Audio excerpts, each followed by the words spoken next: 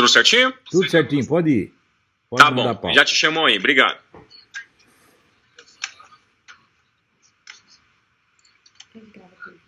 É bom. Uhum. Só um minutinho.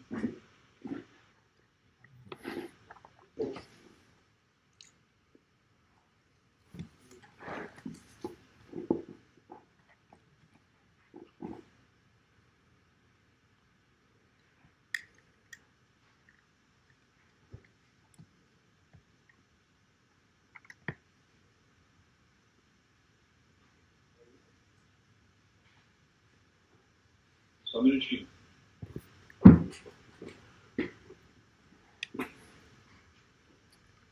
Technical trouble.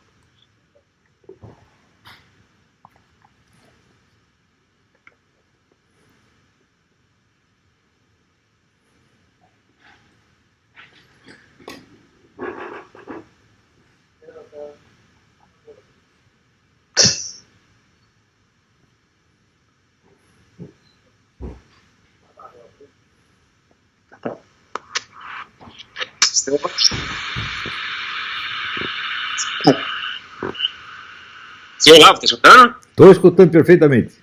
Tá, só pra te avisar o senhor, o Adriles tá um pouco pra sua esquerda quando o senhor for falar com ele, tá bom? Como para minha esquerda, na tela? Isso. Então, o que eu faço? Eu fico para a direita? Não, pode ficar normal mesmo, como o senhor tá perfeito. Só que quando eu for falar, se você quiser saber onde, pra se situar onde ele está, o senhor olha pra sua esquerda. Ah, tá bom. Não olho para a imagem dele que está na minha tela. Isso, mas aí você dá uma olhadinha, se fixa um pouco pra esquerda, que aí ele vai ficar legal no vídeo, tá bom? Ah, entendi, já entendi. Obrigado, viu? Pau, tá bom. Valeu. E aí, derrubei ele de novo, Rodrigo? Não, travou? Ô, Renato. Aqui tá normal. Travou aqui, ele, ó. Travou. Faz ele, Não. O que é a caixa?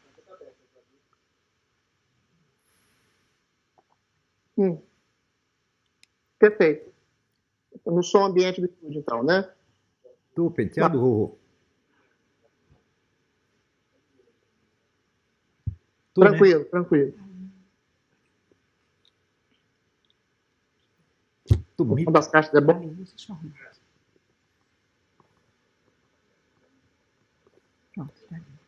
Obrigado.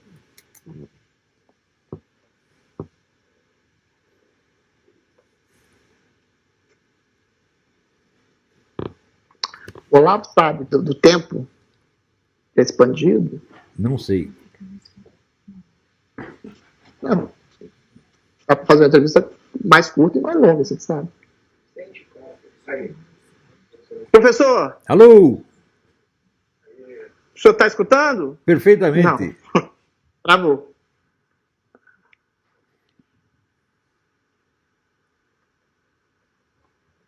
Travou de novo.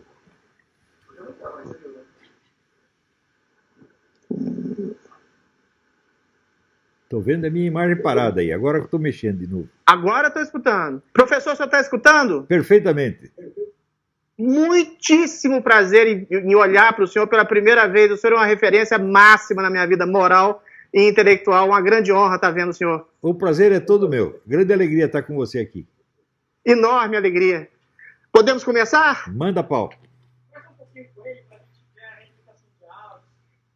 Professor, estão mandando eu conversar abobrinha com o senhor para ver áudio, esse tipo de frescura. Tudo bem? Abobrinha, qualquer coisa que a gente tenha lido na folha. O som tá muito ruim, gente. Tá horrível. Tá ok. Diga alguma coisa, professor. E se é para falar abobrinha, é só ler a Folha de São Paulo. Perfeito, professor. Vamos lá? Manda pau.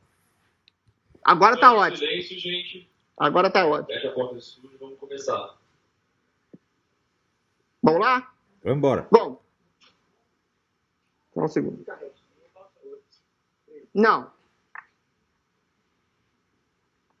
Que 3? Tá. Perfeito.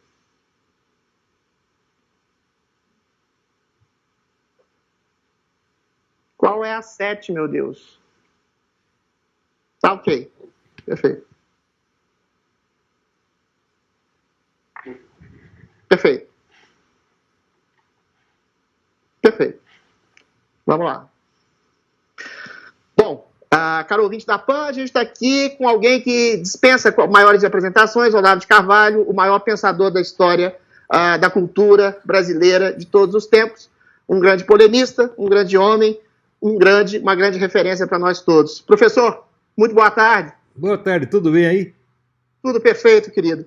Professor, eu vou começar por um assunto na pauta da onda do dia.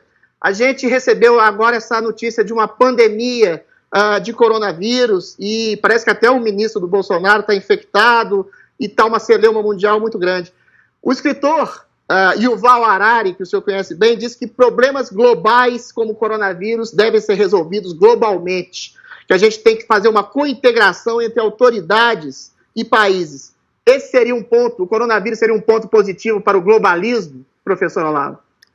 Olha, é claro que é. Qualquer problema que se anuncie de dimensões mundiais, o pessoal já começa a clamar por soluções mundiais. É pela articulação dos vários poderes num suprapoder global. Isso é uma coisa tão óbvia, né? E, além disso, o raciocínio é falso.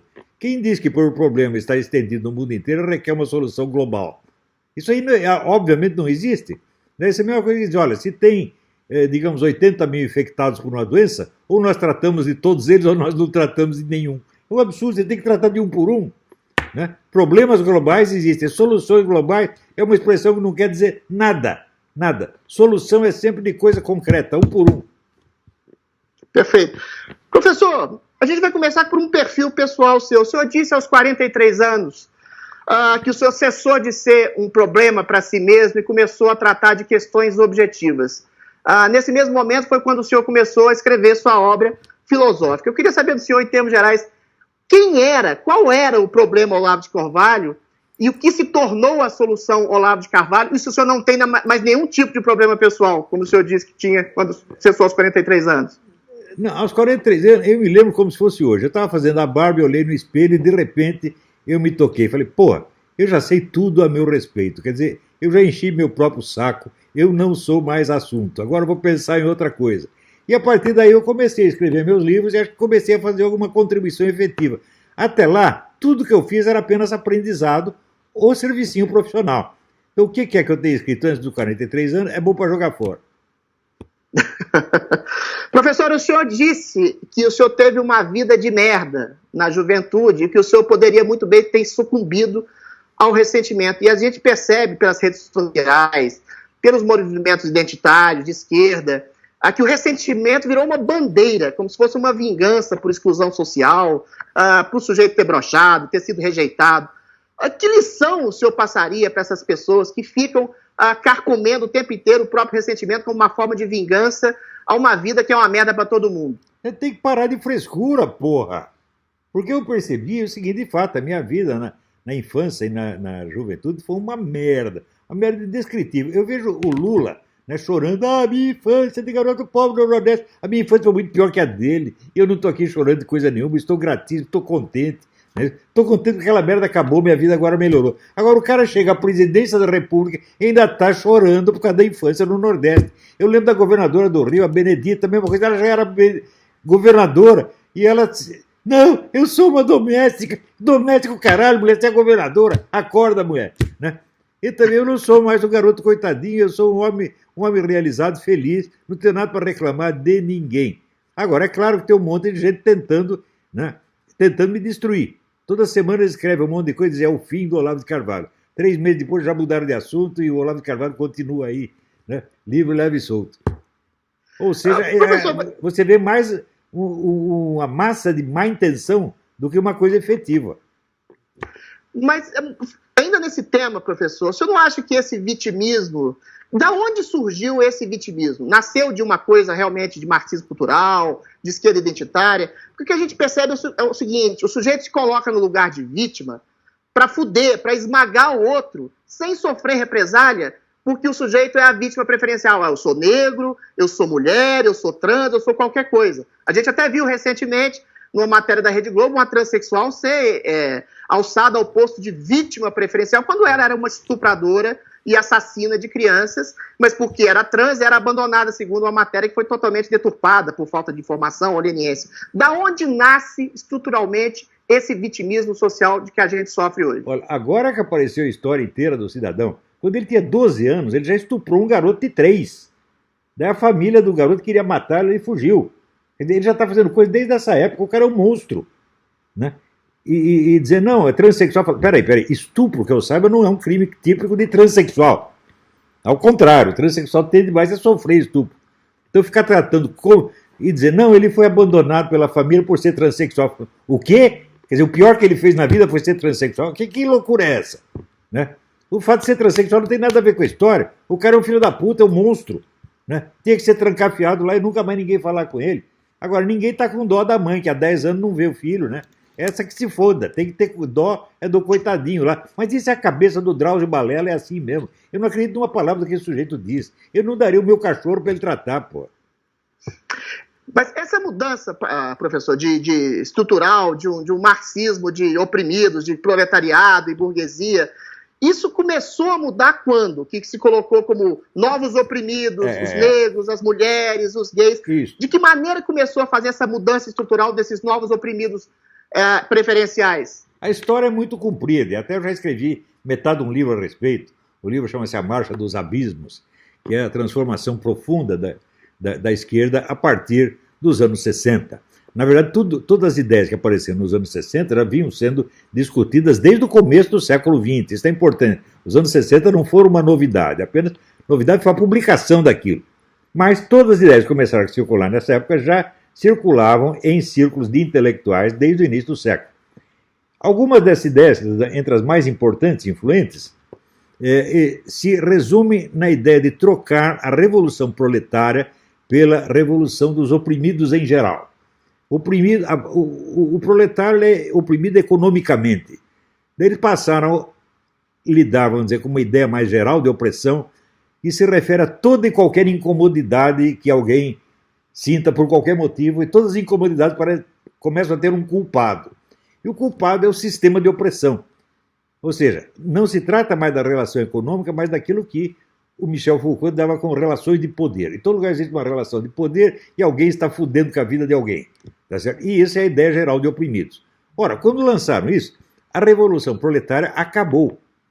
E aparece a revolta geral dos oprimidos. Ora, essa revolta geral dos oprimidos só é possível no regime capitalista. No regime socialista, não.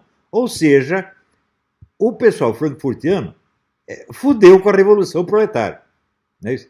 E criaram essa pseudo-revolta que só fortalece o capitalismo internacional. Quem financia esses movimentos todos?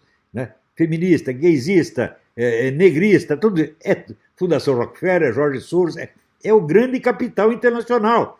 Ou seja, os grandes capitalistas perceberam que havia nessa ideia da dialética negativa da escola de Frankfurt uma coisa enormemente vantajosa para eles. Eles começaram a financiar a coisa porque era bom para eles.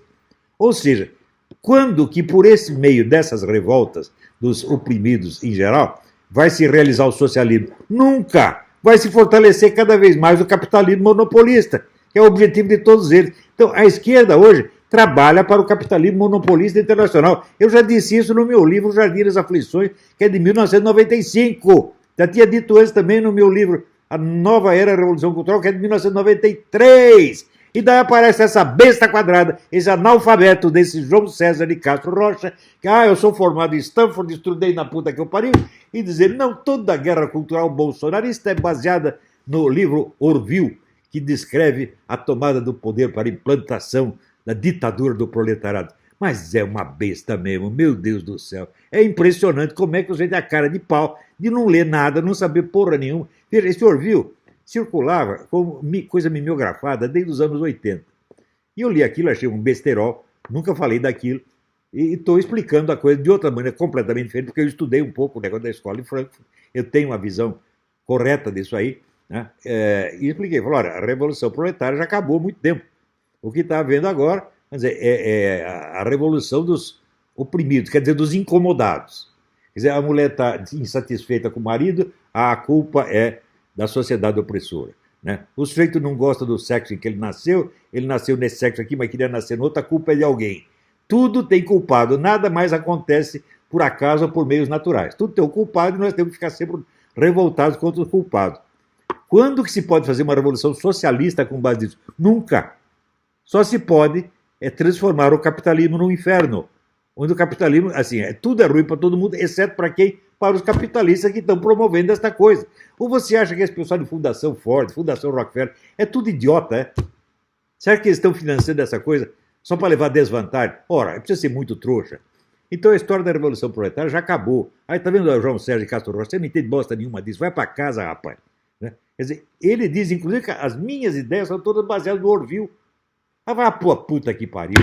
Quer dizer, isso é o contrário do que eu estou dizendo. Eu não estou falando de Revolução Proletária coisa nenhuma. Inclusive, eu sou contra o uso dessa expressão da ditadura do proletariado. Ninguém jamais quis implantar a ditadura do proletariado no Brasil. O que eles quiserem implantar, a esquerda nacional sempre teve uma política fascista, baseada nas ideias do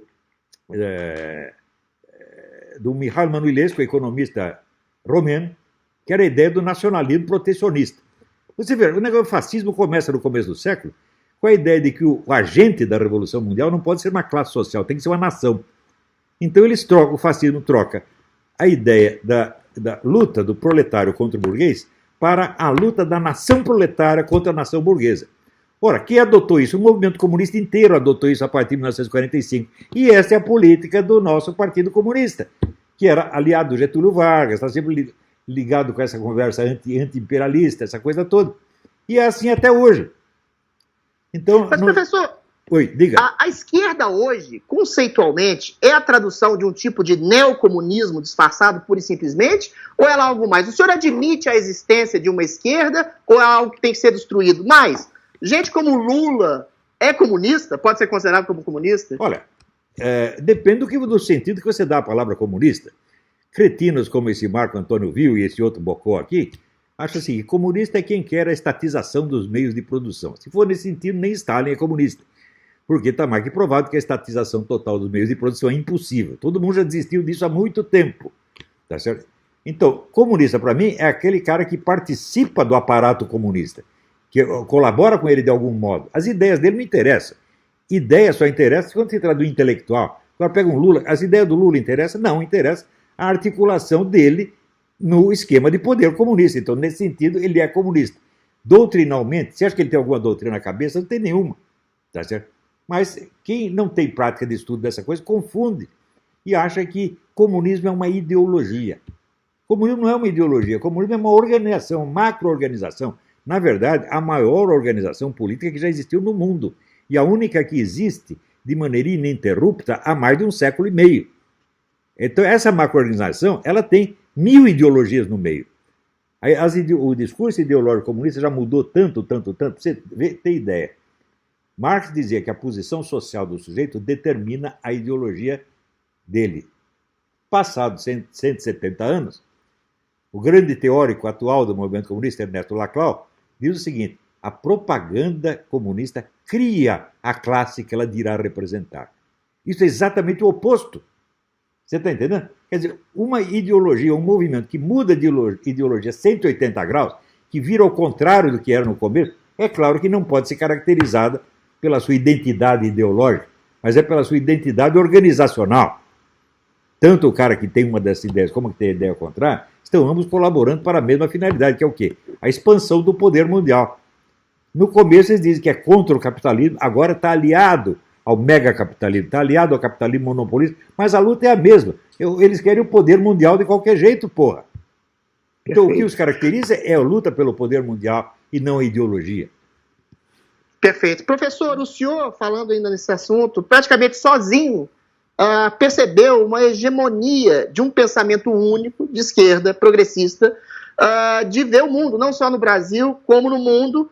E o que aconteceu para ter chegado a esse tipo de homogeneização do pensamento nacional a ponto de todos os jornalistas, todos os políticos, quase todas as instituições serem praticamente unicamente de esquerda, nas universidades, na mídia, na classe artística? O que levou a esse estado de coisas, professor? Você veja, a partir do golpe militar de 64, Os militares começaram a combater os comunistas no campo militar, que é o deles. Você combater as guerrilhas. E nem perceberam o que estava acontecendo na esfera cultural. Até o governo cedeu espaço nas universidades para eles, a famosa teoria da panela de pressão. Não pode tampar todos os buracos, tem que deixar um buraquinho para escapar a pressão. E o buraquinho foi as universidades e a mídia. Os comunistas tomaram integralmente as universidades e a mídia. O governo militar, inteligente como ele só, decretou que os jornalistas tinham que todos ser sindicalizados. Quem fez campanha de sindicalização? O Partido Comunista. Como é que eu sei? Ora, eu estava lá, eu colaborei, eu sindicalizei um monte de gente. Sindicalizava o negro, já fazia a ficha ideológica dele. Teve gente que eu meti, não só na sindicalização, mas no movimento comunista, e que depois morreu na guerrilha. Meu caríssimo amigo Sérgio Sister, eu botei ele nessa porra e ele morreu na guerrilha, porra. Eu sou culpado disso. Então, eu estou até hoje tentando limpar a cagada que eu fiz nos anos 60. Porque eu tenho vergonha na minha cara, tá entendendo? Eu não sou santo, eu conheço meus pecados e estou tentando limpar um pouquinho enquanto dá tempo. Agora, esses caras não. Eles fazem isso e ainda ficam chorando, choramingando, como se eles fossem apenas vítimas da maldade alheia. Está lá o Lula. Né? Quando eu era feliz, né, jovem, eu era feliz, eu estava lá enrabando as cabritas, depois acabou, não me deixam mais comer cabritas, né, e está chorando, né? Que coisa mais grotesca, né? Professor, o senhor acertou, de várias previsões que o senhor acertou, que o primeiro candidato à presidência que se dissesse de direita e conservador levaria a eleição. Claro, eu disse isso, sabe por quê? Em que medida o senhor se sente responsável pela eleição do Bolsonaro? Em que medida o senhor está satisfeito com esse governo?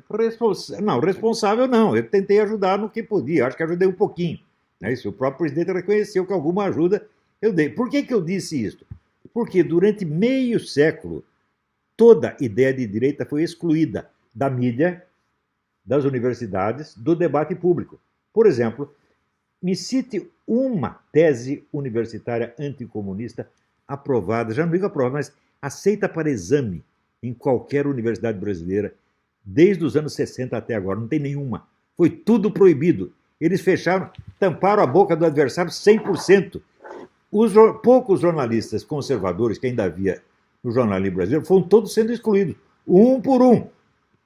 Gustavo Corsão, Meira Pena, né, o Lenildo Tabosa Pessoa, um por um foram sendo cortados. No fim ficou só o pessoal da esquerda. Às vezes eles deixavam um da direita para dar impressão de democrata. Eles usaram a mim como isso. Né? Quando o Roberto Campos estava ficando velhinho, estava doente, eles falaram, não, nós temos que botar um direitista. Isso foi confessado pelo Luiz Garcia, que era o diretor de redação do Globo. Porque havia mais de 100 articulistas de esquerda. Tem que ter um de direita para não dar na vista. E me chamaram, eu como estava precisando de dinheiro, aceitei aquela merda. Né? Então, eles dominaram tudo, criaram a ditadura, o controle social absoluto. E agora, eles estão reclamando e fazendo que a vítima disso são eles. O Bolsonaro quer tapar todas as vozes discordantes. Vocês já taparam durante meio século, seus filhos da puta. Professor, muita gente, sobretudo esses liberais limpinhos, louvam aquilo que chamam de governo técnico do presidente Bolsonaro, o Guedes, o Tarcísio, o Moro, e tem ojeriza, pavor, tanto da figura do Bolsonaro e da chamada ala ideológica que dizem ser atribuída ao senhor. O senhor assume essa ala ideológica, capitanear essa ala ideológica, e por que essa ojeriza dessa ala ideológica por essas pessoas? Isso aí é tudo. Metade desonestidade, metade analfabetismo. Porque é óbvio que esse isentismo tecnológico, ele inicia uma ideologia. Aliás, é a ideologia positivista, meu Deus do céu. Isso é conhecido desde o século XIX. Né? Quer dizer, Augusto Comte queria banir a discussão política e criar um governo tecnocrático, só põe técnicos. Mas isso é uma ideologia, é a ideologia da classe tecnológica, é óbvio. Ora, o governo militar foi assim, era um governo tecnocrático, não tinha debate político. Chamava os técnicos e os milicos junto com os técnicos resolviam tudo. Isto é claro que é uma ideologia, era a ideologia deles, era o governo deles. E agora querem fazer a mesma coisa. Claro que isso não vai funcionar, isso é toda essa discussão é falsa. Todo esse pessoal é ideológico. Veja, política sem ideologia, meu filho, é jogo de futebol sem bola, porra. Não existe isso. Pela primeira primeira vez, Olavo, existe a possibilidade de estar, nesse fim de semana, inclusive, uma manifestação legítima, orgânica, popular, contra aquilo que a gente chama de maus congressistas, contra uma tradição de um Congresso que chantageia o governo executivo durante décadas, contra o mensalão, eu lembro aqui do loteamento de carros, isso tudo cessou nesse governo Bolsonaro. E aí, quando o Bolsonaro convoca ou endossa uma manifestação pública popular contra esse tipo de chantagem que o Congresso, pela primeira vez, está sendo acuado de alguma forma e pressionado pelo povo, que é uma coisa legítima, essas pessoas dessas instituições dizem que o Bolsonaro está tramando um golpe. O senhor não acha que é um amadurecimento, pela primeira vez o brasileiro, que sempre votou pessimamente mal para o Congresso, perceber que o Congresso também é uma parte do governo e que o governo tem legitimamente a chance, a possibilidade de atacar maus congressistas? Porque o senhor acha que isso é má vontade de uma mídia ou de pessoas ligadas às instituições, ou é mau caratismo mesmo? É as duas coisas. Agora, você veja, a classe política brasileira, ela acha que instituições democráticas é o governo delas. Elas mandam no país, elas não têm satisfação a dar para ninguém. O eleitor só tem uma função, votar no cara. Vota e depois ficar quieto. Não me enche mais o saco, deixa eu fazer o que eu quiser. Né? Então eu vou lá, eu designo verbas para mim mesmo. Né? A corrupção do Congresso é arquiconhecida desde os anos 70. Tá certo? Metade de quem está lá é tudo ladrão, nós conhecemos. Né? Agora, eles não aceitam a pressão popular. Por quê? Você veja, o Brasil é um país de maioria conservadora. Isso foi demonstrado pesquisa atrás de pesquisa. A própria Folha fez um monte de pesquisa. Então, era 60% a 70% da opinião brasileira conservadora. Mas como é que num país maciçamente conservador, você não tem um partido conservador, você não tem um jornal conservador, você não tem um canal de TV conservador, você não tem uma universidade conservadora? Porra! A opinião conservadora foi totalmente banida durante 50 anos. E o primeiro que ousou representá-la foi o Bolsonaro. E aí se cumpriu a profecia que eu tinha feito. O primeiro que ousar falar a linguagem conservadora estará falando a linguagem do povo e vencerá qualquer eleição nesse país. Ele venceu. Foi o primeiro que teve coragem, porque antigamente só tinha... Veja, o próprio Lula disse, nós que criamos, eu e o Zé Serra criamos um novo estilo de fazer política. Era assim, é PT e PSDB. Né? Era petista e tucano, comunista e tucano, que é mais ou menos a mesma bosta, tá entendendo? E ficou isso aí durante 50 anos. Um dia o povo se encheu o saco e quando apareceu alguém falando a linguagem dele, todo mundo votou nele. Só que esse pessoal não está preparado para isso. Sabe por quê? A mídia brasileira, soma a tiragem de todos os jornais e grandes revistas brasileiras, você não alcança 1% da população.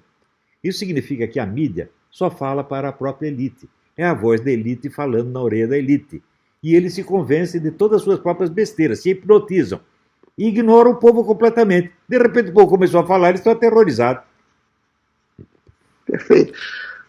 Professor Olavo, o senhor sempre disse, falando da mídia, né, que ela é em larga medida ocupada por partidários e gente de esquerda. Isso impede, de fato, a busca plural de uma manifestação da verdade. Quando você tem conservadores ou gente de esquerda dentro de um jornal, você pode até perceber um tipo de jogo dialético na busca dessa verdade. Primeiro, o senhor admite pessoas de esquerda dentro da mídia e dentro da cultura, dentro das classes artísticas, ou o senhor acha que tem que ser extinta? Segunda pergunta, há possibilidade de reforma dessa mídia brasileira ou ela tem que ser atacada de maneira ostensiva? Olha, eu não sei a solução do problema, mas, tal como eu descrevo, eu já escrevi 1000 vezes que o normal em qualquer país é você ter uma esquerda e uma direita, aí você tem um confronto. Isso é normal no mundo inteiro, porra, mas no Brasil é proibido. No Brasil não pode. No Brasil, um direitista abriu a boca, eles já denunciam. Não, ele está querendo calar as vozes opostas. Um sujeito reclamando, né, eles já viram o ditador, o opressor. Agora, eles quando oprimem todo mundo, quando tapa a boca todo mundo, aí isso é a democracia. Esse pessoal é de uma mendacidade, uma falsidade absolutamente nojenta e criminosa. São todas mentalidades criminosas. Todos esses.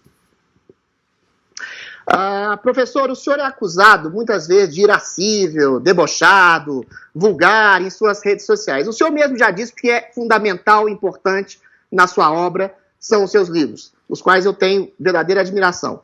Mas o senhor acha que o senhor não pode fazer essa dissociação entre a sua persona virtual e a sua obra filosófica, a grandiosidade que ela tem? O senhor não acha que cria exatamente a possibilidade de ficar para a história a figura debochada e eventualmente vulgar e incisiva que o senhor tem. E queria perguntar uma segunda coisa. O senhor faz isso de propósito para se comunicar de maneira mais popular com a população? Olha, é o seguinte, eu vivi os anos 60, o tempo do Woodstock, quando começou a liberação sexual, essa porra toda. É incrível que, decorridos quase 70 anos, né, os próceres, os líderes da revolução sexual, ficam chocadinhos quando ouvem a palavra cu. Quer dizer, eles podem, assim, eles lá no carnaval estão todos lá passando a mão na bunda uns dos outros, comendo uns aos outros no público, mas se fala cu, eles, ai que horror, ai linguagem de baixo calão. Pô, tudo isso aí é hipocrisia, isso é falso, eu vou levar a sério essa gente, que vamos tudo a merda, pô. Em relação exatamente a esse tipo de vulgaridade, entre aspas, que atacam tanto o senhor, isso é atacado sobretudo no presidente Bolsonaro, que se referiu ao eventual furo de uma jornalista ou a persona bastante popularesca, e aí dizem que ele está atacando todas as mulheres, toda a imprensa. Mais uma vez, isso é uma distorção intencional ou é disfunção cognitiva, vulgo burrice mesmo, ou é chatice do politicamente correto? É claro, em primeiro lugar, eu respondo pelas minhas piadas, não pela do presidente, né? As minhas piadas, se ele disser que é vulgar, ele mostra que ele não sabe ler. Porque eu uso todos esses termos, mas os uso de maneira literariamente engenhosa, que eles não sabem fazer e eles não entendem. Você é um poeta, você sabe escrever, você sabe que eu estou dizendo a verdade. Perfeito. Não há vulgaridade no meu modo de usar as coisas. Ao contrário, há um engenho artístico do que muito me orgulha. Quando eu invento esses apelidos, essa coisa, eu sou um tremendo inventor de apelidos. Né? Isso é uma arte, né? E o meu uso dos palavrões também é a arte que já aprendi desde Joaquim Maria Manuel Barbosa do Bocar. Né? Perfeito. Mas em relação ao Bolsonaro, Olavo, eu queria insistir. Quando ele ataca a figura de uma jornalista que, eventualmente, fez uma matéria de alguma forma deturpada sobre o Bolsonaro, que está lá no próprio desmentido da Folha de São Paulo, que foram várias as campanhas, vários os políticos que lançaram disparos de WhatsApp com fake news. Não somente o Bolsonaro, ou todos eles, enfim. E aí ele ataca de maneira que é considerada grosseira, o furo da mulher, faz um trocadilho, e aí a imprensa redargue dizendo que ele está fazendo um ataque a todo o jornalismo brasileiro, quando o jornalismo brasileiro, na figura da Patrícia, errou fundamentalmente. A que o senhor atribui isso? A uma má intenção ou uma burrice, como o senhor já disse? O jornalismo brasileiro está todo do lado da Patrícia, porque eles vivem disso. Você vê, eu mesmo, quantas páginas já se escreveram de mentiras grossas, mentiras criminosas contra mim? Mais de 100 mil. Isso circula no Brasil e circula no exterior. Circula em 15 línguas. Né? Eu não tenho a menor condição de defesa contra isso. E o pessoal que faz isso, que é um negócio, um empreendimento bilionário, monstruoso, se faz de coitadinho. Se eu mando um desses tomar no cu, a violência é minha. O que é isso, porra? Isso é total inversão da realidade. A quem estão querendo enganar? No começo enganava, agora não engana mais ninguém. Por exemplo, há 30 anos estão anunciando o fim do Olavo de Carvalho. O Olavo de Carvalho está cada vez vendendo mais livro, cada vez faz mais sucesso. Todos achavam que ia acabar comigo em 2 peidos, tá entendendo? Estão lá cheirando o próprio peido até hoje. Professor, a gente vive num clima, mais uma vez, muito polarizado, de muita raiva, ressentimento, ódio, intolerância, e muitos acusam o senhor de alguma forma, disseminar isso nos seus comentários beligerantes. O senhor disse, respondendo a isso, uma vez na entrevista do meu querido amigo Pedro Bial, que não há ódio suficiente contra comunistas. Mas note bem, alguns intelectuais brasileiros, aliás, a maioria deles, nem sabem a origem do seu pensamento, nem se reconhecem, talvez nem se saibam comunistas, ou criptocomunistas, ou globalistas. Não seria talvez mais prudente educá-lo de maneira um pouquinho mais cordial? Ou o senhor acha que tem que manter essa postura incisiva e atacar a burrice alheia sempre? Ora, os que querem ser educados polidamente se inscrevem no meu curso. E estão todos contentes com o curso. Ou leem os meus livros. Agora, se o cara quer inventar historinha contra mim na mídia, recebe a resposta que merece. Eu não vou responder educadamente a pessoas que divulgam coisa assim que o Olavo fez uma ameaça à mão armada para os próprios filhos. Eu não posso responder educadamente uma coisa dessa, tem que mandar tomar no cu. É a coisa mais educada que eu posso responder, é isto. Esse pessoal inventa coisas contra mim que é um absurdo. Não está agora esse idiota desse cara dizendo que tudo que eu fiz é baseado no Orville? Né? Quer dizer, como se eu fosse um membro do aparato militar brasileiro que está, né, lutando contra a ditadura do proletariado. O que é isso, pô? Como é que eu vou responder educadamente a um cara que vem com essa presunção de universitário para dizer essa coisa quando o cara não sabe fazer uma pesquisinha de ginásio? Hã? Como o Orville, veja, o meu livro de 1993, A Nova Era da Revolução Cultural, vendeu a sua primeira edição no primeiro dia. E depois teve outras edições. Fez um sucesso desgraçado. Eu fiz conferências sobre aquilo em tudo até a instituição militar brasileira. E como é que o negócio foi baseado no Orville? Porra, que ninguém leu, caralho. Quer dizer, ele não sabe fazer a pesquisa. Veja, o general Sérgio Augusto de Avelar Coutinho escreveu 2 livros importantes sobre a Revolução Gramsciana. Ele não cita, ele fica falando do Orville. Quer dizer, ele não pesquisou nada, ele não sabe nem as obras das quais ele está falando. Isso aí, num ginásio, o cara deveria ser reprovado, não sabe fazer pesquisa. E tá aí, eu sou professor, não sei do que, sou formado em Stanford. O Brasil é só isso, é só vigarice. A vida intelectual na Universidade Brasileira é só vigarice. Você não vê, por exemplo, um cara debater seriamente os meus livros. Ele pega assim uma frasezinha que eu soltei lá no Facebook, uma piadinha do Facebook, né? Ou às vezes uma noticinha que eu reproduzi em algum lugar, e vai discutir isso. Os caras estão discutindo o negócio da Pepsi Cola até hoje. Eu li no jornal que a Pepsi Cola estava usando lá feto para fazer adoçante. Botei isso, nossa senhora, estão discutindo até hoje, só que foi comprovado o que eu disse, né? Estava usando mesmo. Não no adoçante, mas na pesquisa do adoçante, matava os fetos para fazer adoçante, né? Para testar adoçante. Então, apesar de ter sido comprovado, os caras até hoje falam, o Olavo é o homem da Pepsi. É o supremo argumento no Brasil.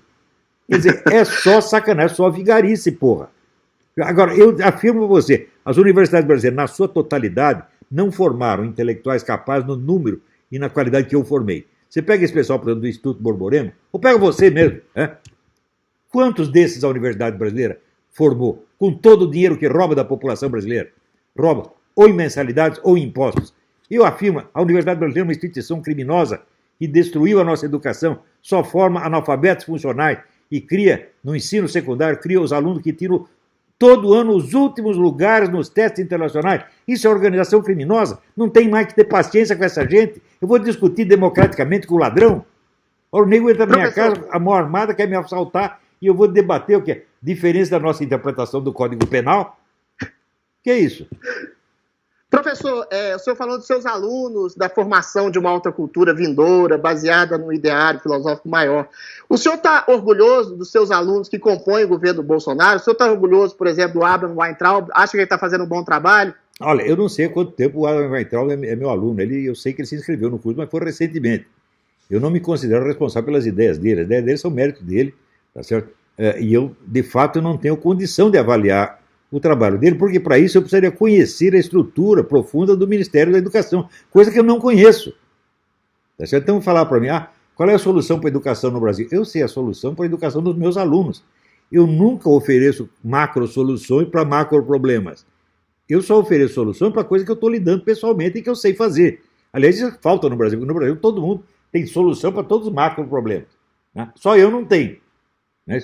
Eu estou educando os meus alunos e estou fazendo isso muito bem. Quer saber? Maravilhosamente bem. Os meus resultados são brilhantes. A Universidade Brasileira inteirinha não consegue fazer. A Universidade Brasileira produz cara que nem esse aqui. João César de Castro Rocha. Falante, bocó, metido a falar do que não sabe. É só isso que sai da Universidade Brasileira. Mas, professor, a que se deve esse desastre, esse fracasso, esse baixo nível da educação brasileira, desde o advento do nosso querido Paulo Freire como instituição pessoal máxima? É o socioconstrutivismo, é o esquerdismo, é o marxismo cultural? A que se deve o debacle, o desastre que é a educação brasileira que chega aqui até hoje? O Paulo Freire não conseguiu alfabetizar nem a mulher dele. Nem a mulher dele. Você viu o que ela escreve, está tudo cheio de erro de gramática, ela não sabe escrever. Então, assim, os chineses, primeiro, o homem corrige a si mesmo, depois corrige sua família, depois corrige a rua onde ele mora, depois o bairro, depois a cidade, até chegar no mundo. Mas no Brasil não, já começa pelo mundo. O cara não corrigiu nem a própria mulher, não educou nem o próprio cachorro e já quer resolver o problema do mundo. Então é isso, Paulo Freire é uma bolha de sabão, meu filho. O homem é vazio. Eu mesmo publiquei uma série de depoimentos de ex-colaboradores dele, todo mundo, eles ficaram charlatão. isso é vigarice, isso é só manipulação, não tem educação nenhuma nesse negócio. Você me mostre um sujeito educado pelo Paulo Freire que chegou a ser alguma coisa na vida intelectual. Não tem nenhum. Agora, pega o Olavo, pega os caras que o Olavo educou e vê o que eles estão fazendo. Vai ver o trabalho do Instituto Borborema, vai ver o seu trabalho, né? Vai ver o livro do Ronald Robson, vai ver tudo que são dezenas e dezenas de alunos que estão fazendo um trabalho maravilhoso. Eu estou muito orgulhoso do meu trabalho, eu estou muito orgulhoso dos meus alunos. E tenho vergonha da Universidade Brasileira. Veja, a opinião da universidade eu não quero saber. USP, enfia sua opinião no cu. O que quer que vocês falem? É besteira, porra. Vocês não... Até lá o livro do Paulo Arantes, que confessa que a Faculdade de Filosofia da USP, em 70 anos, não produziu nenhum filósofo. Produziu o quê, então? Produziu historiadores da filosofia. Aqui, historiador da filosofia, para mim é o Giovanni Reale, é o Edward Zeller, é desse tipo. Você não produziu nada, porra. Professor, um tema. Regina Duarte, já que a gente está falando sobre cultura e educação. Eu creio que Secretaria de Cultura não produz porra nenhuma. A única coisa que ela faz é fomentar a arte invisível que está dentro do país. A gente sabe que durante muito tempo, durante muitos anos, o que se arroga ser classe artística falava por todos os artistas brasileiros e era uma meia dúzia circunscritas lá ao apartamentinho do Leblon, do Caetano Veloso. O senhor acha que a Regina Duarte tem a possibilidade de falar e dar voz a outros artistas para além dessa classe artística? E outra pergunta, o senhor não acha que a arte e a cultura podem justamente romper os grilhões de uma prisão ideológica? Ou o senhor acredita que nessa guerra cultural que a gente vive existe uma arte de esquerda e uma arte de direita? Não, a arte de direita foi proibida. Não é possível você fazer nada que desagrade os donos do pedaço. E não é bem que eles são esquerdistas, porque o que eles são de esquerda não é nem isso, é apenas besteira. Porque esse negócio de um ficar enfiando o dedo no cu do outro, você acha que isso é esquerdismo? Porra! Você pega lá, peça os macaquinhos, né? Porra, isso aí é esquerdismo? Que caralho de esquerdismo é esse? Isso aí você está trabalhando para o grande capital internacional. Por quê? A ideia é o seguinte, você vai demolir todas as instituições e valores culturais, morais, religiosos, jurídicos, etc. Sobra o quê para dirigir a sociedade? A economia. Então a economia se torna a única força dominante. E isso é bom para quê? Para quem tem a economia na mão, porra. Então, hoje você pega um cara como esse Elon Musk, ou esse cara qualquer mega empresário, o que ele fala é lei. O cara é um profeta de Deus, porra. É isso que manda na sociedade hoje. As mega empresas criam a moral, criam os costumes, criam o certo e errado, criam as regras de linguagem. Elas impõem tudo isso pelo poder do dinheiro. E não há mais como reagir. Por quê? Porque todas as instituições que não eram de origem econômica, a igreja, a escola, o ensino, a arte, foram tudo destruído e posto a serviço disso. E quem fez isso? A porra da esquerda. A esquerda é a força-tarefa, tá certo, do capitalismo monopolista internacional. É isso que ela é. Trabalha para isso. Quem deu os instrumentos para isso? A porra da escola de Frankfurt. Agora, vem esse idiota desse João César dizer que não é tudo... a guerra cultural bolsonarista é contra a ditadura proletária. A ditadura proletária é o seu cu, rapaz. Porra, para de falar besteira. Não tem ditadura proletária nenhum, tem ditadura do mega capitalismo internacional. Né? Por que você acha? Veja, o Lula, na mesma semana, ele foi homenageado no Fórum Econômico de Davos pela sua adesão ao capitalismo e no Fórum Social Mundial pela sua fidelidade ao comunismo. Na mesma semana. O que você acha disso? Os caras entendem que é a mesma coisa, porra. Quer dizer, o esquema comunista hoje está a nosso serviço. Nos anos 60 eles inventaram aquele negócio. O sexo anal derruba o capital. Todo mundo começou a dar o rabo para derrubar o capital. Né? Estourou tudo quanto é cu no universo e o capital ficou cada vez mais forte. Porra! E os caras ainda não perceberam. Falaram, esse negócio de dar o cu não resolve nada. Ainda não perceberam, porra! Professor, Regina Duarte, o senhor acha que ela tem um papel a fazer aí? Parece que o senhor tem feito críticas bastante acerbas a ela. O senhor acha que ela pode alargar esse conceito de classe artística e dar visibilidade a quem não tem? Como é que o senhor avalia essa nesse princípio de gestão? O senhor não acha muito prematuro criticá-la de maneira tão agressiva já? Não, eu que estou criticando, ela que chegou lá dizendo, não, nós temos que tirar essa ala ideológica. A ala ideológica bolsonarista, a mulher tá gagá, porra.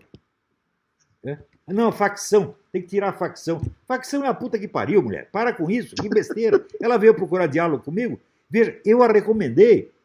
Eu vou confessar a verdade, o presidente me deu a honra de me perguntar o que eu achava dela. E eu disse, não, eu acho que ela é uma boa pessoa, etc. Quer dizer, eu recomendei a desgraçada. E ela estava dizendo que eu estou tentando tirar o cargo dela. Não, filha da puta, eu ajudei a dar o cargo para você. Só que você não sabe nada, você é que nem esse João César, não sabe de bosta nenhuma e sai falando do que não sabe. Perfeito. Professor, como é que anda a sua saúde, professor? Você teve uns piripaques ultimamente. Boa, graças a Deus. O senhor parou de fumar? O senhor está comendo direito? Né? Olha, em primeiro lugar, o pessoal... Não, ele teve um problema no pulmão, tá vendo? Foi o cigarro, blá, blá, blá. Porra, eu nasci com este problema, caralho. Eu nasci com um tumor atrás da traqueia. Eu tenho 20 anos antes de eu começar a fumar, já tinha essa bosta. E esse tumor ficou lá quietinho durante esse tempo todo, só ficou raspando. Um dia ele quebrou a traqueia. Daí eu tive que ir para o hospital. Eles me abriram um puta de um buraco nas costas, puxaram o pulmão para fora, tiraram o tumor, costuraram a traqueia, deram um jeito. Bom, depois disso eu tive várias consequências, porque eu fiquei 30 dias no hospital, com as costas abertas, rapaz. Você sabe o que é? Brincadeira isso? Então teve consequências. Algumas dessas deram problemas depois, mas agora eu estou bom. Isso não tem bosta nenhuma a ver com cigarro. Agora, depois que o médico me instalou num stent, que é aquela molinha, daí ele falou, pô, agora tu tem que parar de fumar pelo seguinte, porque a fumaça cria uma espécie de cola em volta dessa molinha, e aí você morre. Falei, tá bom, então nós para. Isso para mim não é problema nenhum, fumar. Sempre de fumar é frescura, pô. A gente fuma não é porque precisa. É história de síndrome de abstinência, é tudo viadagem, né? Não existe nada disso, é frescura. Então, pô, não pode fumar, a gente não fuma, qual é o problema? Professor, o senhor fez uma série de comentários sobre a questão da terra plana. Muitos o acusam de terraplanista. Eu percebi que o senhor estava questionando exatamente a origem inicial das crenças das pessoas, inclusive nas crenças da ciência. Eu queria perguntar para o senhor é terraplanista? E qual que o senhor vê, se o senhor vê algum tipo de exagero desse cientificismo moderno? E você acha que eu sei o formato da Terra? Eu afirmo categoricamente. A Terra é chata. Ninguém sabe a porra do formato da Terra. Ninguém sabe. Hã? Então você tem que investigar. Então os caras sugerem uma hipótese, sugerem a outra e vai tendo confronto de hipótese. E como dizia Santo Tomás de Aquino, na verdade é filha do tempo. Isso quer dizer que dentro de apenas 2 ou 3 séculos nós teremos a resposta a essa pergunta. Agora, mas o Galileu, o Copérnico já não provaram isso, professor? Não? Ah, puta que pariu, puta merda. Não provaram bosta nenhuma. Até hoje, veja, o negócio do modelo geocêntrico, heliocêntrico, até hoje está em discussão. Né? Lê o livro do Robert Sungenis, Galileu was wrong. Né? Olha, é um livro de quase 1000 páginas, quer dizer, uma argumentação científica arrasadora em favor do geocentrismo. Né? Então, eu não sei se eu vou resolver essa questão. É que nem os caras perguntaram para mim, você acha que o mandato do Papa é legítimo? Eu digo, se a igreja depender de mim para resolver essa questão, ela está fodida, pô. Porque eu não sei. Agora, os outros caras que estão falando também não sabem. Só que eu, quando não sei o negócio, eu aceito uma hipótese, aceito a outra e digo, olha, não tem solução, vamos ter que esperar. E o negócio terraplanismo é a mesma coisa. Pô, aparece esse cidadão, esse Jay Nolan, que tira essas fotografias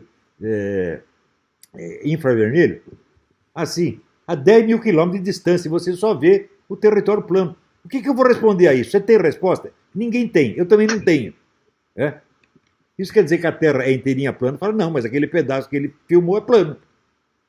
E o resto como é que é? Não sei, porra. Mas no Brasil, ninguém tem o direito de não saber alguma coisa. Todo mundo tem de ter opinião definitiva sobre alguma coisa e sair peidando opinião definitiva, assim, com um ar de certeza maravilhoso, né? Porra, é incrível, Professor, qual que é a importância, volto a dizer, de uma alta cultura, de uma grande arte para a formação de uma nação? Por quê? Por que cargas d'água o Brasil perdeu isso? Hoje parece que aparentemente a gente não tem grandes escritores, a gente não tem grandes artistas. E qual que é a importância também de uma arte popular ou popularesca? O senhor já falou que curtiu Mamonas Assassinas, curte Beethoven, o senhor curte uma Anitta também.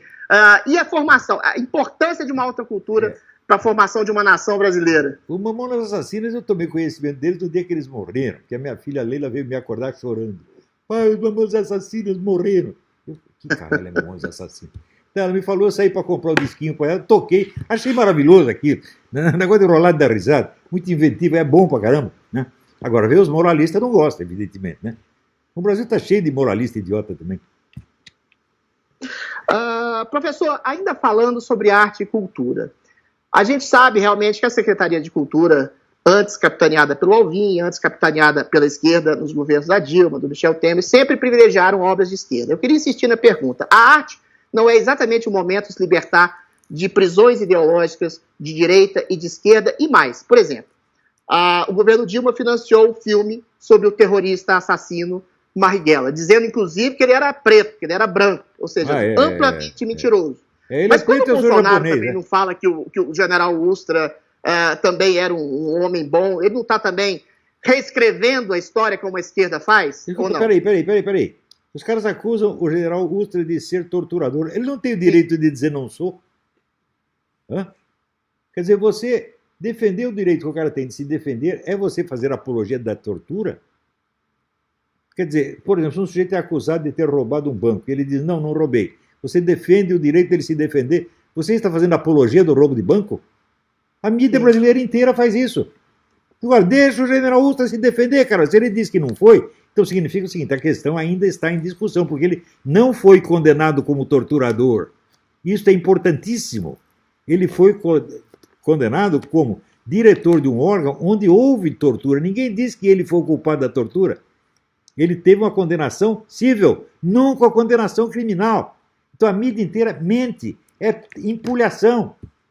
Quer dizer, você é condenado a pagar uma indenização por quê? Alguém na sua repartição fez alguma bosta lá. Você não é o culpado, você não é o autor do crime, você é responsável. Então você paga a indenização. Isso não o torna culpado de nada. Ou seja, até hoje não está provado que o Ustra é torturador ou que ele não é. Está em discussão, só que no Brasil é proibido discutir, pô. Sim, mas a esquerda fala a mesma coisa do Marighella. Ele era um herói lutando contra o sistema opressor, quando todo mundo sabe que ele era um assassino, frio, calculista. Esse tipo de... Esse paralelo não pode ser feito? Não, porque o Marighella jamais disse, não sou guerrilheiro. Ao contrário, ele assumia, sou guerrilheiro, matei, tem que matar. É muito diferente do Ustra que diz, não matei ninguém. Não há um paralelo, é exatamente o oposto. Perfeito. Então, o Marighella se orgulha dos seus crimes. E o Marighella, na verdade, Marighella era um bunda, rapaz. No dia em que se divulgou o discurso do Khrushchev contando os crimes do Stalin, o Marighella teve crise de nervos, teve que ser internado. É um fracote, rapaz. É um bunda, sempre foi. Não era má pessoa, não. Eu conheci o Paulo Mercadante, que é meu amigo, foi o melhor amigo dele. Ele disse, não, o Marighella nunca foi má pessoa. Mas dizer que era um homem valente, não. Se não tem coragem moral, não tem coragem física, pô. Mandar matar os outros, não é coragem nenhuma. Professor, a gente vê um documentário escandalosamente mentiroso, como o da Petra Costa, alterando a história nacional para enaltecer um partido que foi o artífice do maior esquema de corrupção da história da humanidade. A gente vê o Lula ganhar título de cidadão honorário de Paris, ser recebido pelo Papa com pompa e circunstância para atacar os pecados dos outros. Isso tudo é sintoma de um globalismo. Como é que você reage a esse tipo de mentira em escala global? O que é esse tipo de mentira em escala global? O país que elege presidente um estuprador de cabrita espera acontecer o quê? O sujeito é obviamente um doente mental. Se ele ter relação sexual com a cabrita, ele não é bom da cabeça, pô. Você não pode botar um cara desse na Câmara de Vereadores de Catolé do Rocha. Agora você põe isso na presidência, depois acontece essa merda toda. Ele roubou não sei quantos trilhões. Você esperava que ele fizesse o quê? Ele foi eleito para isto. O Lula não foi eleito para implantar o socialismo no Brasil, mas ao contrário, para tirar dinheiro do capitalismo brasileiro para salvar o movimento comunista no resto da América Latina, que é exatamente o que ele fez. Os caras dizem isso. Veja, o pessoal das Farc mandou, no 15º aniversário do Foro de São Paulo, o pessoal das Farc mandou uma mensagem para o Lula dizendo, você salvou o comunismo no continente. Salvou mesmo com o dinheiro brasileiro, porra. Essa era a função dele, não foi implantar o socialismo, coisa nenhuma. Se implantar o socialismo, o Brasil também estaria falido já naquela época. Então tinha que fazer progredir um pouco o capitalismo para dar dinheiro para os filhos das putas. Foi o que ele fez. Os comunistas deviam fazer uma estátua para o Lula. Ele foi o maior líder comunista que houve no continente latino-americano. O Fidel Castro, perto dele, é um bundinha. Porque o Fidel Castro fez comunismo num negocinho desse tamanho. Ele salvou o comunismo no continente inteiro. O Fidel Castro tinha que chupar a pica dele, porra. Mas a questão que eu coloco para o senhor é de uma narrativa global. ou globalista, que encampa um tipo de mentira transnacional. A gente vê o documentário da Petra Costa, que eu já citei aqui, falando para 170 países, através da Netflix, que o PT foi mais uma vítima de um sistema muito maior do que ele, de corrupção. A gente vê o Papa recebendo, a gente vê o Lula ganhando no exterior prêmios absolutos. O que explica essa assimilação no mundo, no exterior, a bandidos? Simples. Eu vou lhe dizer uma coisa. A KGB foi a maior organização de qualquer tipo que já existiu no mundo. O orçamento da KGB é tão grande que o próprio Congresso soviético não sabia qual era o tamanho do orçamento da KGB. A KGB faz o que quer. Você vê, aqui no Brasil, até hoje o pessoal fala os americanos interferiram no golpe de 64 e não dão o nome de um único agente da CIA lotado no Brasil na época. Veja, daí aparece o livro do Mauro Abranches dando o nome de 3.000 agentes da KGB que estavam no governo. E até hoje todo mundo faz de conta que não tinha KGB nenhum. O poder desta coisa é descomunal. Por exemplo, a KGB dominou o cinema americano a partir dos anos 40, através da escola de roteiristas chefiada por John Howard Lawson, que ensinava aos caras como é que se faz. Não faça filme comunista, você faz um filme normal e tem uma mensagenzinha comunista no meio. Todo filme americano, desde a época, tem isso. Todo. Ao longo prazo, essas mudanças culturais, os efeitos delas são imperceptíveis no primeiro momento e só se tornam notáveis ao fim de décadas. Como, por exemplo, se você dissesse nos anos 50, 60, olha, daqui meio século será possível criminalizar o cristianismo no Ocidente, exatamente como criminalizaram na União Soviética. Todo mundo ia dizer, não, é mentira. Mas hoje, por toda parte, o cristianismo é criminalizado. Você está entendendo? Como é que foi isso? Foi a mudança cultural profunda que vai preparando o terreno para isso. É uma operação muito lenta e muito sutil. Isso foi coordenado pela KGB mesmo. A documentação sobre isso é imensa. Leia os livros do Christopher Andrew, o grande historiador inglês, já tem 2 livros a esse respeito. Você vai ver a amplitude da ação da KGB no continente. Né? Leia o livro da Diana West, American Betrayal. Você vai ver que no governo russo, falar de infiltração da KGB é eufemismo, porque não era infiltração, aquela era ocupação. Por exemplo, quando formaram a CIA nasce do antigo OSS, Organização de Serviços Secretos, formado durante a guerra. Durante a guerra, a União Soviética era aliada dos Estados Unidos. Então não se fiscalizava a entrada de comunista. Quando formaram a CIA, a antiga OSS estava cheio de comunistas lá. Quer dizer, a CIA estava lá para favorecer a União Soviética. Por exemplo, a ajuda que os Estados Unidos deram para a União Soviética é um negócio descomunal. Se você pegar tudo que eles deram para todos os países aliados da Europa, não dá 1/10 do que deram para a União Soviética, que nunca devolveu um tostão. Os Estados Unidos foi a mãe da União Soviética. Mas o senhor ainda acha que a KGB é atuante de maneira incisiva? O senhor não acha que existe um esquema, como o senhor mesmo diz, globalista, financiado por metacapitalistas, que inclui um tipo, que incidem num tipo de ideologia pseudo-humanista ou criptocomunista? Como é que atuam essas forças secretas que impõem esse tipo de mentira global em escala mundial? Eu já expliquei isso no meu debate com o professor Dugin, onde eu disse que existem 3 grandes esquemas globalistas. Primeiro você tem o esquema ocidental, que é o pessoal de Davos, né, todas essas fundações que eu tenho falado, George Soros, o pessoal da Microsoft, toda essa gente aí. Em segundo, você tem o esquema russo-chinês, que é do antigo Partido Comunista. E terceiro, você tem o esquema islâmico, que também, os 3 são mundiais. A relação entre eles é enormemente ambígua, porque às vezes eles se aliam, às vezes se combatem, às vezes falam bem, às vezes falam mal, mas é o globalismo em última análise. Tá certo? Então, por exemplo, se você pegar esse esquema russo-chinês, outro dia mesmo estava a Rússia tentando dominar o esquema de Davos. Quer dizer, ela se infiltra no esquema ocidental e começa a dominá-lo. Quer dizer, o esquema que era inimigo ou concorrente, de repente se torna o esquema dela. Isso aí muda toda semana, meu filho. Eu não posso dizer, está assim ou está assado. A gente, quando recebe as informações, já com algum atraso. Você acaba entendendo o que aconteceu, mas acaba entendendo com atraso. Tá certo? Então, esse esquema globalista, ele no fundo, ele é o mesmo. Tá entendendo? Mas ele tem essas 3 nuances. Né? Perfeito. Professor, pergunta direta. Qual é a sua influência direta no governo Bolsonaro? Nenhuma. Assim, Mas e os seus alunos lá, professor? Escuta, o que eu disse para os meus alunos no começo do governo? Saiam do governo. Sai. Foi isso que eu disse. Muitos saíram, 2 ou 3 ficaram. Sabe quando eles me perguntam o que fazer? Nunca. Eles fazem a coisa do jeito da cabeça deles. Agora, o pessoal da mídia imagina o seguinte, que isso aqui é um grupo político, que eu estou louco para infiltrar meus alunos no governo e dominar o governo por dentro. Isto é fantasia. Por quê? Porque cada jornalista desse país ele quer ser o guru de um governo. Como ele não é, ele imagina que eu sou e fica com inveja de mim. Estão invejando uma coisa que eu não tenho. Não tenho, não quero ter. E se alguém me der, eu mando enfiar no cu. Eu não quero isso, porra. Eu estou criando a futura cultura brasileira, futura alta cultura desse país. É isso que eu estou fazendo. Eu estou salvando a alta cultura desse país contra esses filhos das putas da universidade, todos eles, universidade, mídia, etc. Isso eu estou fazendo, está funcionando e vai funcionar cada vez mais. Agora, quem está no governo dele, o cara está no governo porque ele acha que ele precisa do emprego público, o problema é dele. Eu não tenho nada a ver com isso. Agora, eu não quero emprego público para mim. Veja, o Bolsonaro me ofereceu 2 ministérios, eu aceitei, falei, mas tá doido que eu vou aceitar isso. Né? Isso aí, ser ministro de qualquer coisa, para mim seria um inferno. Né?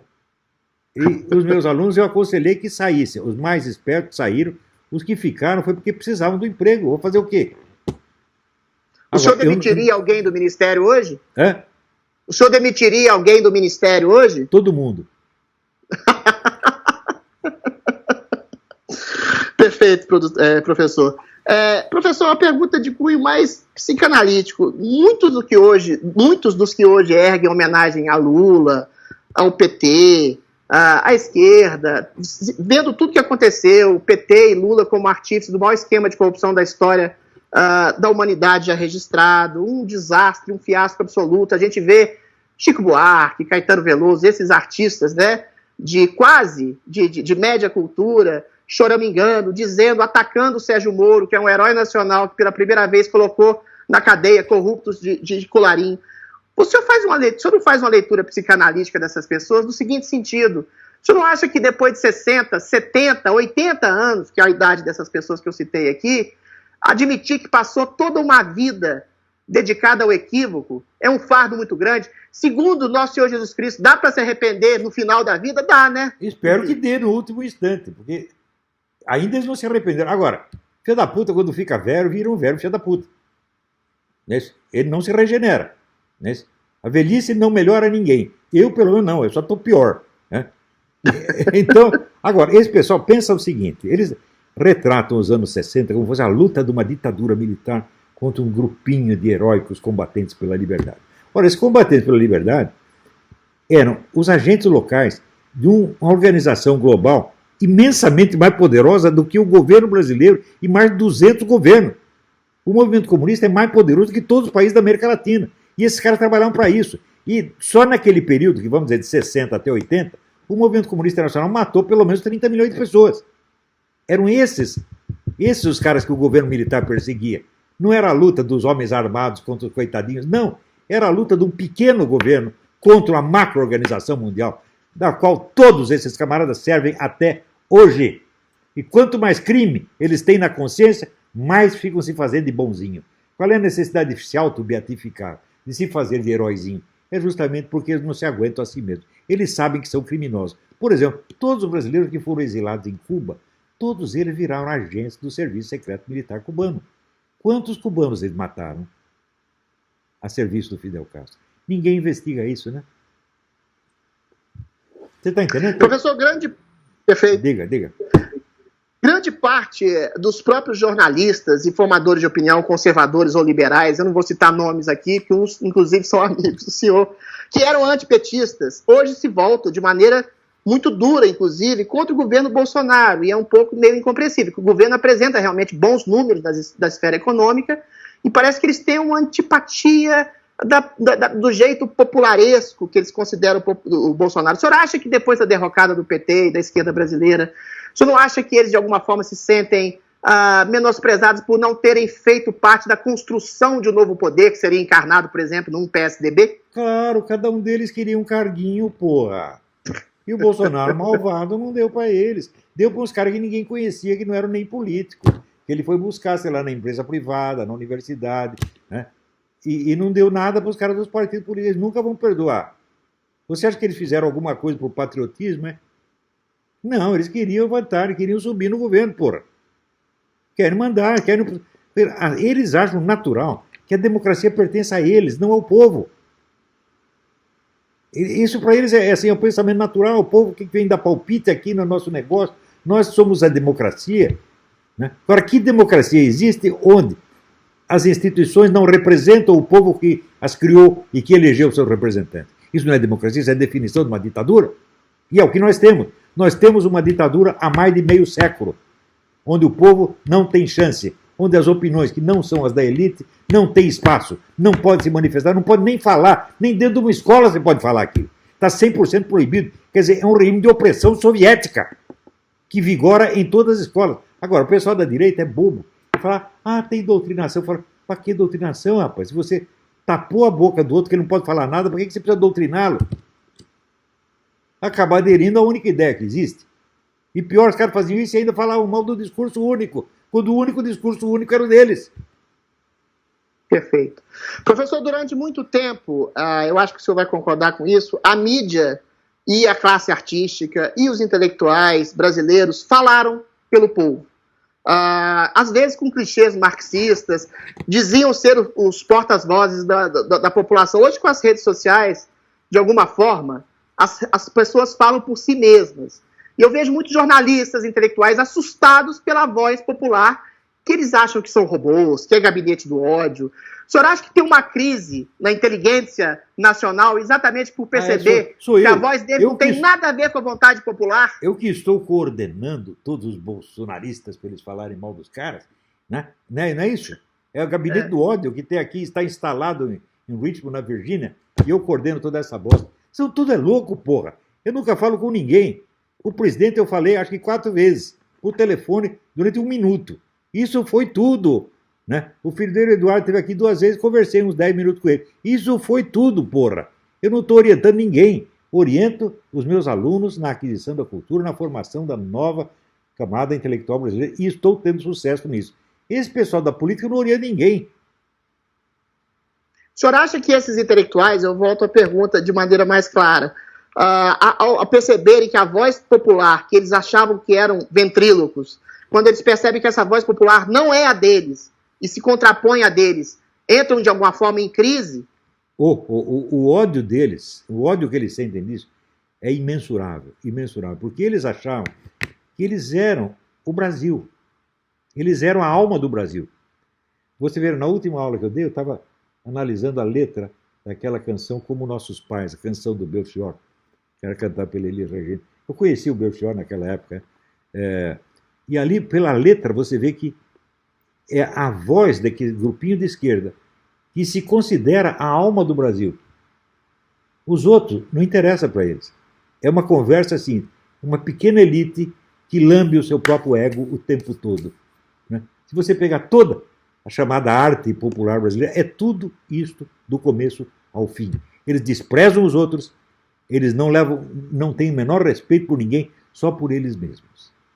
Eles se acham, assim, o beautiful people mesmo. Né? E o mais curioso é o seguinte, a grande arte brasileira sempre foi relegada ao segundo plano. Claro. O senhor, através do senhor, eu conheci gente como Alberto da Cunha Mello, Bruno Tolentino, o que fez com que o foco de uma grande arte que deveria ser lida por todos se desviasse para figuras que são eventualmente talentosas, mas não chegam aos pés desses que eu citei, como Chico Buarque, Caetano Veloso. O que aconteceu, essa mudança de eixo da cultura brasileira, de uma alta cultura para uma cultura mais ou menos? Porque o grande artista, bicho, um Alberto da Cunha Mello, Bruno Tolentino, né, um Gustavo Corsão, um Graciliano Ramos, eles trabalham por si mesmos, eles trabalham na sua solidão, eles sentam na mesa e escrevem, porra. Agora esse pessoal todo trabalha em organização, estão todos organizados. Então, o círculo de interproteção. E é isso que funhanha com tudo. Usar o verbo funhanhar, que a Dilma gostava tanto, né? É isso que destrói tudo, pô. Então, eles destruíram a alta cultura no Brasil. Porque se tinha um cara de talento, vinha 200 sem talento do outro lugar, ocupava todos os espaços, não deixava o cara falar. Foi isso que eles fizeram, porra. Né? Então, agora você só vê tipo Chico Buarque e Caetano Veloso, pessoal de uma mediocridade assim, indescritível, porra. E o senhor percebe, então, que sem uma alta cultura, sem uma grande arte, não há nenhum tipo de nação que possa sobreviver. Mesmo na música popular, o que era a música popular brasileira 50 anos atrás? Era o Dorival Caymmi e Ari Barroso, pô. Caras de altíssimo nível. De repente vem esses bosta que não sabem nem escrever, pô. Começa a dar palpite e viram filósofos, né? Não pode acontecer nada no mundo, né? Sei lá, matar uma raposa no Ártico. Tem que saber a opinião do Caetano Veloso. Pô, não é possível, né? Olavo, para terminar, você passa uma enorme imagem de autoconfiança. Você duvida de si mesmo? Claro, o tempo todo. Mas é óbvio. Só que é o seguinte, a coisa que eu estou falando, eu já examinei. Você ver aqui, você não me verá antes dos 43, 44 anos, dando palpite sobre o assunto público. Eu fiquei quietinho no meu canto, examinando tudo, pensando muito antes de falar. É gozado que no Brasil os caras imaginam o seguinte, que quando eles vêm com uma objeção, eles acham que eu nunca pensei naquela objeção. Né? Outro dia veio um sujeito dizer, você não sabe nada, você tinha que ler As Veias Abertas da América Latina. Né? Eu li As Veias Abertas da América Latina quando eu tinha 17 anos, porra, já pensei essa bosta toda. Né? Quer dizer, tudo que esse pessoal da esquerda disse é o que eu já pensei. Eu uso muito a frase do Goethe, contra nós nada somos mais severos do que contra aqueles erros que nós abandonamos. Esses erros todos já foram meus. Então, eu mudei de ideia me examinando e me criticando. Perfeito. Olavo, pouca gente sabe, aliás, algumas pessoas sabem que o senhor já foi de esquerda. O que aconteceu para essa mudança radical de paradigma, para o senhor se tornar um homem conservador, um homem de direita? E a segunda pergunta para encerrar, o senhor acha legítimo a existência de uma esquerda no Brasil? Ué, de esquerda esquerda e direita tem que existir em tudo quanto é lugar. Mas tem que haver dentro de um quadro onde ambas aceitam as regras do jogo. Agora, no Brasil, a esquerda não aceita a regra do jogo, a única regra é a dela. E quando o outro reclama alguma coisa, eles já o acusam de estar querendo destruir tudo. Não vê esse cara dizer, esse João César, não, o objetivo da guerra cultural bolsonarista é destruir toda a oposição. Eu falei, me mostre um que eles tenham destruído. Me mostre um cuja voz eles tenham tapado, não tapar ninguém. Não impediram ninguém de dizer nada. E não impede esse cara de dizer o que ele quer. Agora, vocês impediram todo mundo. Vocês taparam a voz da direita durante 50 anos. Em tudo quanto é universidade, em tudo quanto é jornal, tudo quanto é revista, tudo quanto é estação de rádio. Criaram, vamos dizer, um sistema de censura e de controle social monstruoso. E agora, quando vê isso ser ameaçado, agora querem se fazer de vítimas. Né? Isso é a mesma coisa que o Lula dizer que as cabritas estupraram ele, pô. Queridíssimo, muitíssimo obrigado pela entrevista. Foi um prazer, foi uma honra gigantesca. Espero que o senhor me convide um dia para Virgínia, que eu irei. Tá convidado. Estou forçando a amizade. Venha passar um tempo aqui, nós vamos caçar urso. O senhor me ensina a ser macho. Fortíssimo abraço, Olavo. Tudo foi um bom, prazer, foi uma honra. Eu falo em nome de toda a Jovem Pan. Fica com foi um Deus, prazer irmãozinho. enorme, foi uma excepcional entrevista. Tá bom. Tchau, tchau. Abraço grande, querido. Ficou legal? Eu adoro entrevistas. O senhor me ensina a ser macho. Que absurdo. Ai.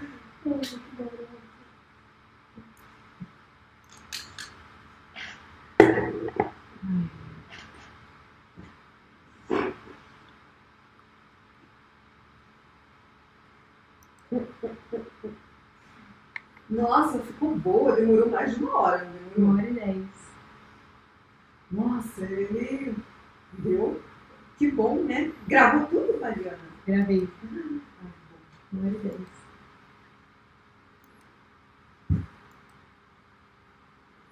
Que legal. Ficou bom, né? Nossa, Ficou divertido, né? muito. Eles vão A dar, gente não sente o tempo passar. eles vão dar umas boas risadas. Vamos.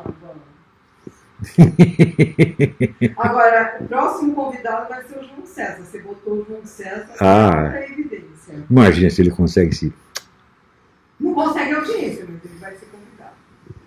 Alguma casquinha aí. Eu preciso, peraí. Nossa, eu adorei a entrevista. Ficou muito boa lá. Muito boa.